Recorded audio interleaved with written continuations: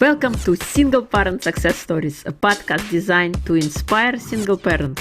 Here you'll find resources from self-care to finances to parenting and everything in between. Discover what it takes to thrive. Let the stories inspire you to what is possible.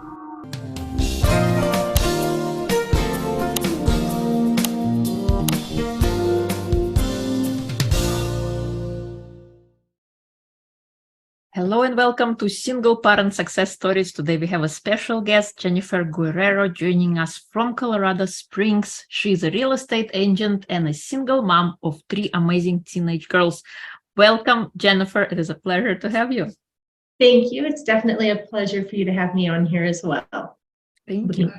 So please share with us a little summary or like a little bit about yourself. How did you become a single parent?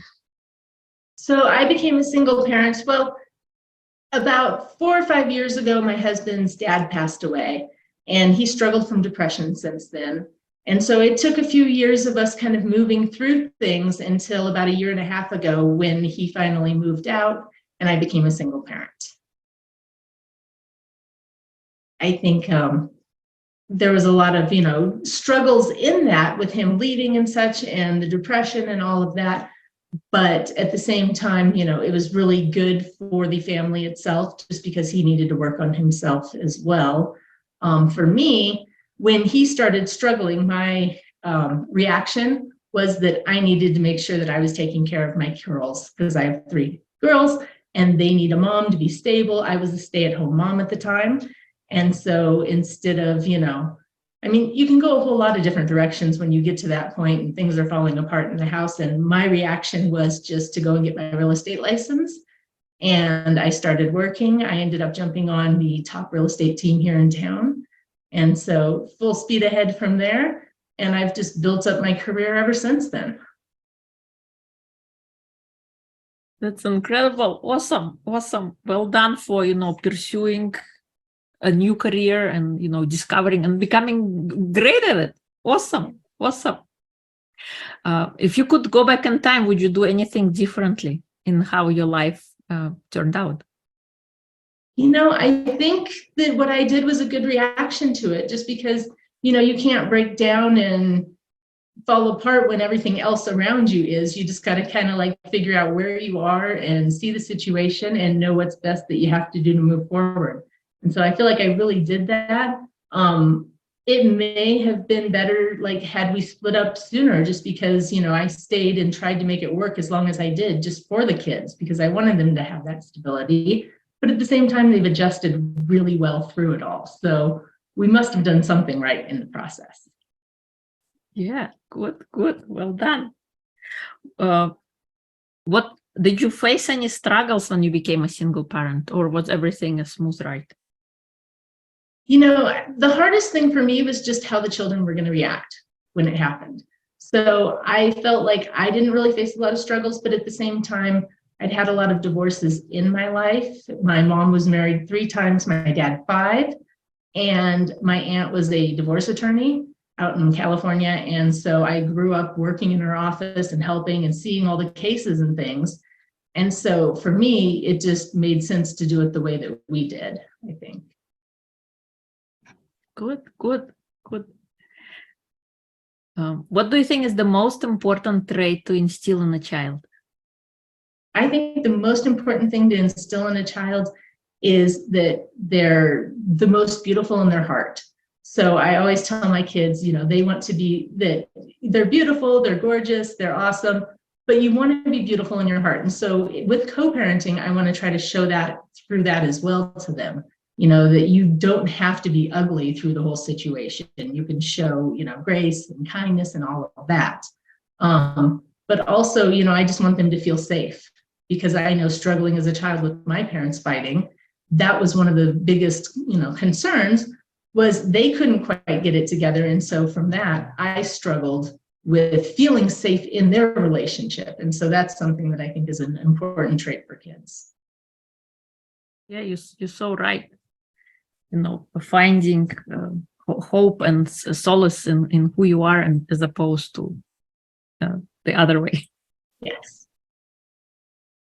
Earlier when we spoke, you have some magic pill that you can share with us for how do you create parents or exes, and how do you make them into friends? So your co-parenting experience. Yeah. So for me, it's really important that, instead of having an ex just be an ex, that they are friends and family. So you want your ex to be family to you because they're your kids' family.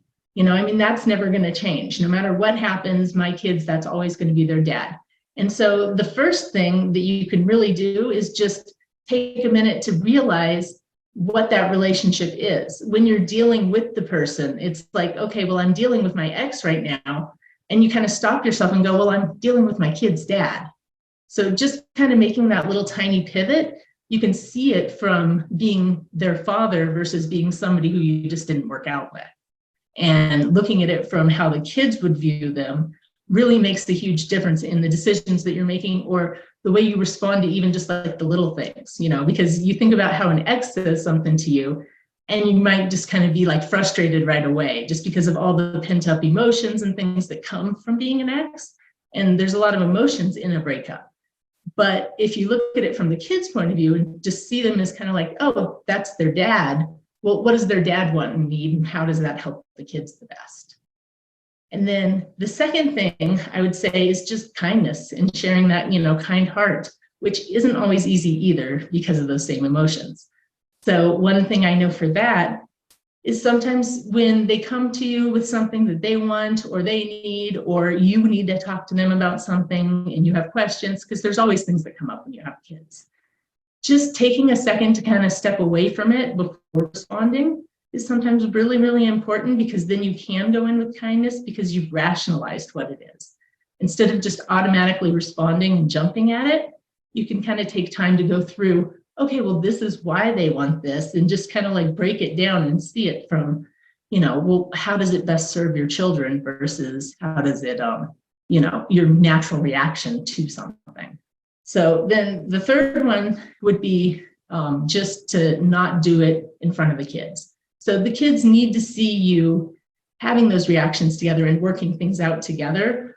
But any of those major concerns that are really going to be hot topics, maybe just step away and say, hey, you know what, I'd like to talk to you. And that's something that we do all the time, hey, there's something I want to talk to you about. Let's just talk later about it. Instead of addressing it right then and there, it's really important to kind of just take a step back and, do it away from things. So there's not really any of that tension in things when the kids come into play. I know my parents, when I was little, I remember just being on an airplane by myself with them, or by myself, because my parents couldn't fly me from they couldn't drive and meet each other. So they would stick me on an airplane from like Santa Barbara to Orange County, which is a very, it's only an hour each way if they met in the middle.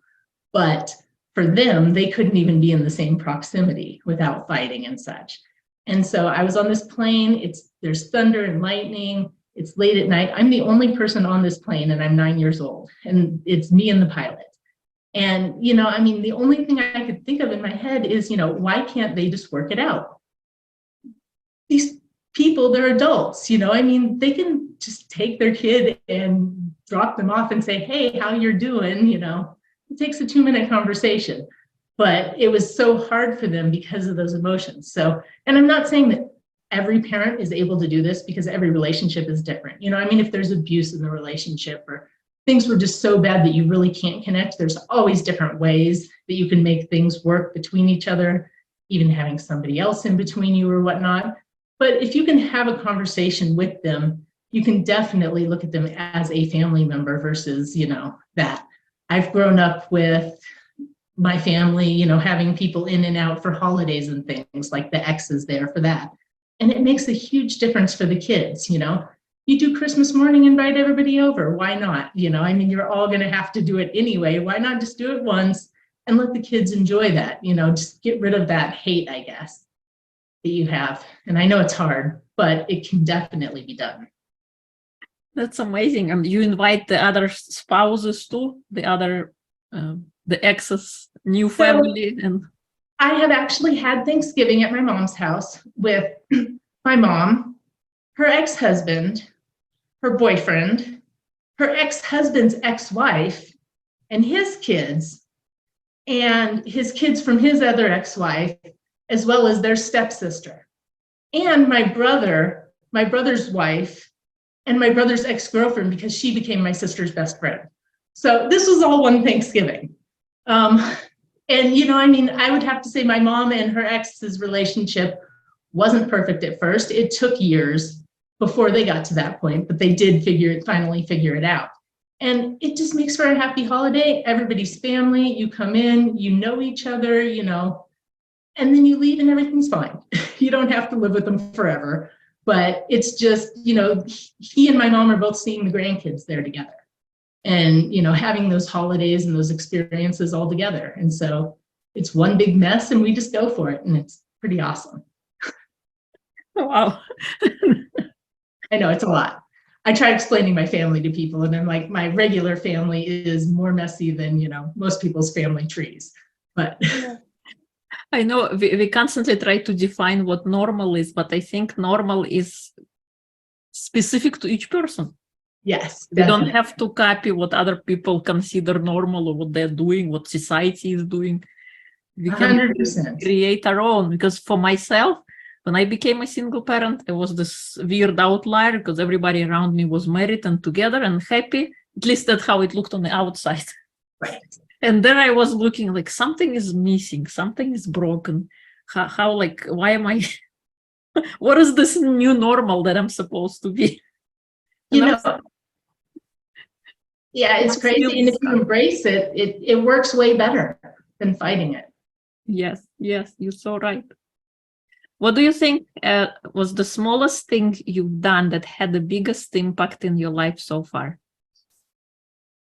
The smallest thing I've done, I would just say it was the way I responded to the divorce itself and getting a job and being able to, you know, completely support my kids and not have to worry and not have to have any of that money be an issue in things because I can take care of what we have. And so that to me was really an important thing that came from just one small decision. Hey, I'm going to go ahead and just do this. And that's just grown into an entire career. That's incredible. And, you know, having the perseverance and building your self-confidence, telling yourself, look, I can do this. And what else I can do and what else I can do, instead of falling flat, you know, in defiance, but finding out something better for yourself. So awesome. Well done. What do you think is your superpower? My superpower is definitely just people, connecting with people. I love helping people, talking to people. I mean, that's why I'm a real estate agent, because I love helping people find homes. And, you know, I mean, I feel like if I could share my story, that could help people maybe in, you know, adjusting their narrative with their kids and their family. Because if kids could see that and have just their families be family and not fighting, and things would make such a huge difference in lives. Yeah, I think that's a great skill to have for anybody, to have that connections and relating to people.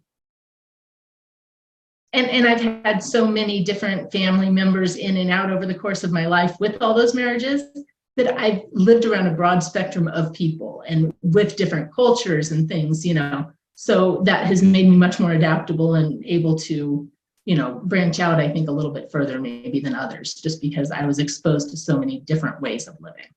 Yeah, yeah. What kind of advice can you share with single parents who are just stepping onto that journey of single parenting? You know, if you're struggling with your ex, it's okay to struggle, but try to figure out a way to work it out, because if you can, it's going to be so much incredibly more better. I mean, your kids will thrive because of it. My biggest fear was my kids having bad grades or struggling, because I had, you know, middle and high schoolers at the time. Mine are 13, 15, and 16. So, you know, they were at a tough age for something like that as far as how things were going to, you know, translate. And they maintained almost straight A's still. Their grades haven't changed. Nothing in their lives has really changed through the whole process. And I feel like that really came from us just working at making sure that things weren't just negative for them. I mean, you know, obviously you're breaking up and it's negative, but not having those enemy type feelings towards each other and just kind of embracing them as a family and embracing them as, you know, people who you still love in your life. It's not like I love my ex, but he's my kid's dad, and that's never going to change. Right, right. And you're teaching your kids how to behave in adversary situations, how to deal with those things that are not necessarily pleasant, but we don't want to be enemies for the rest of our life. We got to work things out. Yes. No, it's that, showing with love and just leading with kindness. That's what's most important. And that's what you want people to see in you. Yes, so true. Can you share one example of cooperating with your co-parent that people can follow? Cooperating with my co-parents. So, well, one thing is my kids, they're a little bit older, so they have a lot of things going on in their lives too. So I had a thing that I went out of town for, that I needed to go out of town. And so I called my ex and we talked about it. And, he decided the best thing to do was for him to just come and stay at my house with the kids for the weekend. And so he actually came to our house and stayed with them because they had so many things going on that, it was so hard for them to just pick up and go to where they needed to, that the best situation for them, and that was kind of like what we did, was think of, how can we make it not easiest for them, but work best for their lives to not disrupt things as much. And so he was willing to do that. And I don't know if any or most exes are willing to, come over and stay at your house with your kids for the weekend, but it's definitely a big move, Right. And this initiation, was it coming from you, or it was kind of mutual? You both wanted to have this positive experience with each other? I think a lot of it came from just seeing my family and growing up, throughout the course of our relationship, because we were together for 15 years. Right. He's been a part of that family too.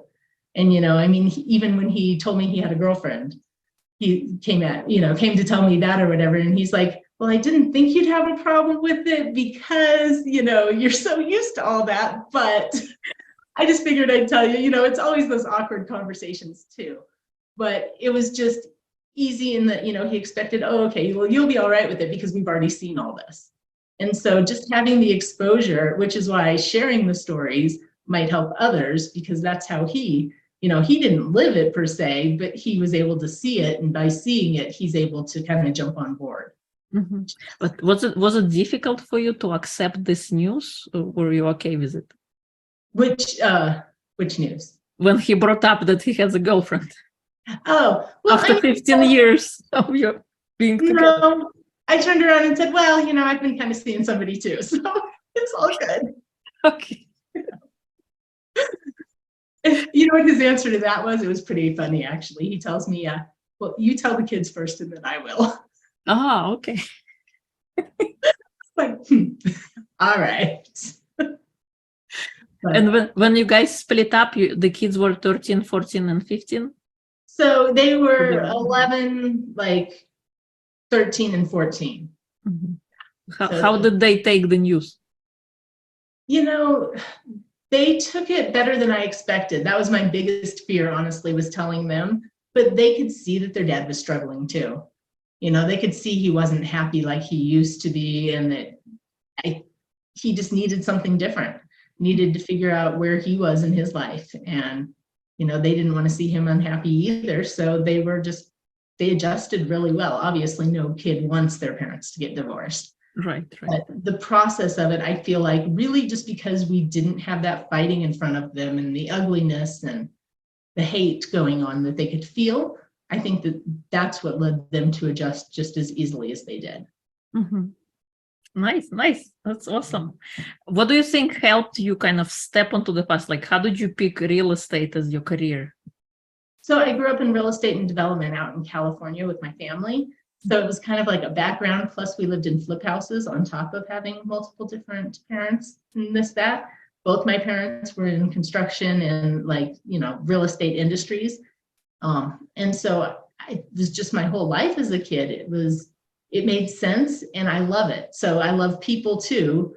So I didn't want to be on the building side of things, even though that's kind of more where my experience was.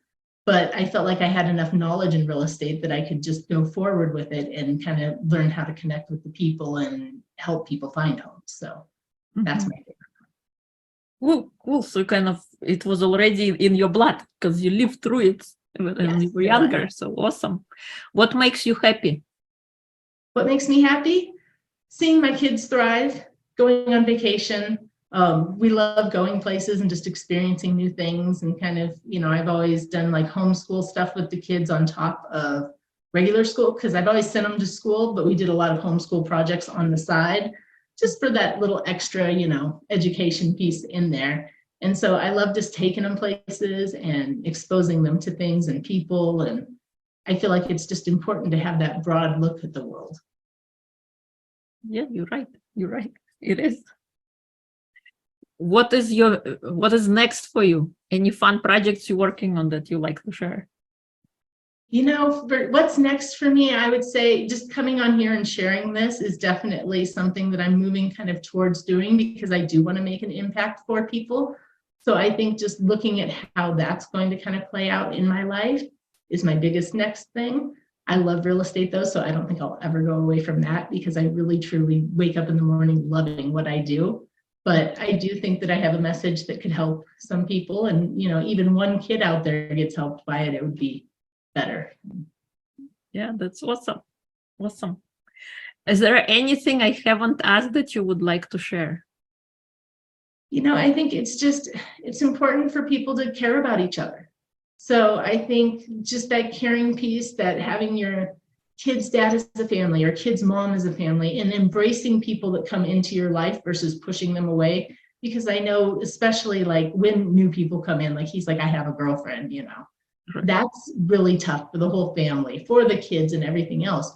But just going ahead and embracing them and just teaching your kids, hey, it's a part of life. Relationships change. And that doesn't mean that, anybody's loved any less, or that, anything is different, really. It's just your life's going to look a little bit different, and the people in it are going to be coming and going, or, staying. You never know.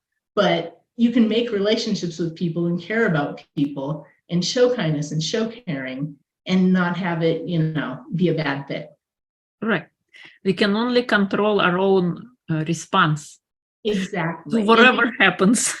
Exactly. And so if you're just showing that kindness, your response is always going to be a positive one. And it's just going to help you so much more, because otherwise you're just fighting it the entire way. You're right. You're right. And it's a long fight. I've seen that. Sometimes we go through life with decades of hate and feeling like a victim, and not realizing and being upset. Yes. And it hurts you more than it does the other person that you're upset with. The other person is living their life. They are. You're still sulking over, like, oh, you didn't do this. 100%. And it's just hurting you, and you let it go and you just move on, and you can make new memories, make new lives. And, just because there's different people or new people doesn't mean that memories aren't going to be awesome. Yeah. Yes, you're right. What is your best go-to for self-care? How do you? I go on vacation. What do you do? I go on vacation. That's okay. 100% my self-care. What do you do every day? Or do you go on vacation every day? Well, I've been walking lately in the mornings. Okay. Get up at 5 a.m. and go out and walk with the sun coming up, and, really beautiful parks and things. Typically go about 4 to 6 miles, I would say, each day. Most of the time it's right around 4. But it's really beautiful, and I just love doing it. Go with some friends as well. And so just that communication and having people to talk to and connect with and just enjoy the nature really makes you kind of like start the day really well, because it's just almost like a reset in the morning. Right, you're right. And I know on the days that I don't go, I really miss having that, because even though you're up at the same time, you don't feel the same way when it comes time to start getting into your day. Yeah. I can relate. If I miss a day of my walking, the whole day kind of feels weird and something is missing. I feel like when we go and we greet the sun, we see the sunrise, we didn't miss anything. We were right there when the day was born, and by the time it comes around to have breakfast, you already kind of had a whole day before. It does. And it feels good too. The sun on you, just, in the air and breathing it in. I think it's just a really good reset to the day. Yeah. Yes. So any final words that you'd like to share? I think just lead with kindness. And I'm thankful that, you know, you had me on here so I could share my story with people. And it's very awesome just to be connecting with you as well. But I think just, you know, seeing those exes as family, give it a try. I mean, it doesn't hurt to try it a little bit. If you give it a try and you're like, hey, wait, this is just too weird, I can't handle it. Nothing wrong with that either. But if you try it, it just might work out really well. It has for us. So you're right. It's an ability to live with open mind. yes. Instead of being pigeonholed into the way we do things, and we sometimes always conditioned, and it's always difficult to kind of break out and try something different outside of your normal. Oh, people definitely think, you know, we're a little off at times. I'm like, you know, yeah, we're going for Father's Day and my daughter's birthday. We're going out to lunch with, you know, my ex and my mother-in-law, my ex-mother-in-law and everything, or we'll go over to my ex-mother-in-law's house and barbecue, and he'll come over and I'll just barbecue over there with her for the day. And it's just because they're family, and, you know, why take that away from them just because I'm not with him anymore? Right, you're right. Yeah, you're right. Definitely interesting though. We do get a little bit of like, why would you do that? Well, try it out. Yeah, my ex mother-in-law, she also, like, she says, I didn't divorce you. The kids are still my grandkids. Exactly. Yeah. And it's still family. And if you embrace that, it can be so much better than just trying to like fight against it. Yeah, you're right. You're right. We just feel like sometimes, I don't know, for some reason, the bitterness and like we hold on to it for I don't know, for some greater good that never comes. Yeah, that's why you just got to stop and think, like, what's it getting me? You know, having that bitterness, how is that helping how the kids are being raised? And to me, it was just more important to see them flourish in what they were doing versus me just hang on to any type of like anger and animosity and things towards them. So what did you do with your anger? Or you didn't have any? How did you get it out of your system? A whole lot of exercise. I joined the gym. Oh, okay. That's always good. Yes. Getting it out of your system, not having it. Absolutely. I know some people talk about, you know, yoga or meditation. I'm like, nope, I just need that adrenaline. Let's just work through it and let it go. So awesome. Awesome. Well, if people would like to learn more about you, follow you, where would they go? So my Facebook would be the first place to go, Jennifer Jones Guerrero. And from there, you know, connect to Instagram, and all of those other places are all connected on there. Awesome. Thank you so much. And I will include all the links in episode notes so people can connect directly. It was a pleasure to have you, and definitely kind of open up my mind a little bit about this, you know, having exes, make exes of your friends. Yeah. I mean, just, it doesn't hurt to try it. Right. If it doesn't work out, let it go. But giving it a try might not be a horrible thing, because a lot of times whatever you're doing is a struggle. So yeah. Thank you. Thank you so much. It was a pleasure to have you. Thank you for having me. Thank you so much. Have a good night.